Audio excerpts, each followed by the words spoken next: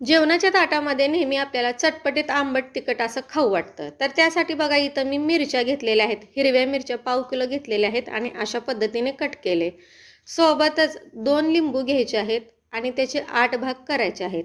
गॅसवरती कढई ठेवायचं, तापाला एक माप तेल ओतायचं, त्याच्यामध्ये जिरे टाकायचं, 7 ते 8 लसणाच्या पाकळ्या ठेचून टाकायच्या, कढीपत्ता टाकायचा, कढीपत्ता लसूण छान फ्राय झाले की हळद टाकायचं, सर्व फिरवून घ्यायचं आणि चिरून घेतलेली लिंबू मिरची तेलामध्ये एक 2-3 मिनिट छान असं परतून घ्यायचं. अशा पद्धतीने फिरवलं की मिरच्या छान लगेच मऊ होतात.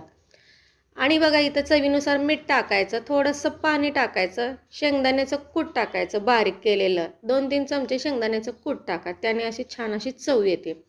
फिरवून घेतलं की बारीक गॅसवरती एक 7 ते 8 मिनिट झाकून ठेवायचं आणि 8 मिनिटामध्ये 2 वेळा झाकण काढून बघायचं, जेणेकरून मिरची कढईला चिटकू नये. आणि इथे बघा 8 मिनिटानंतर आपली चटपटीत लिंबू मिरची तयार झालेली आहे.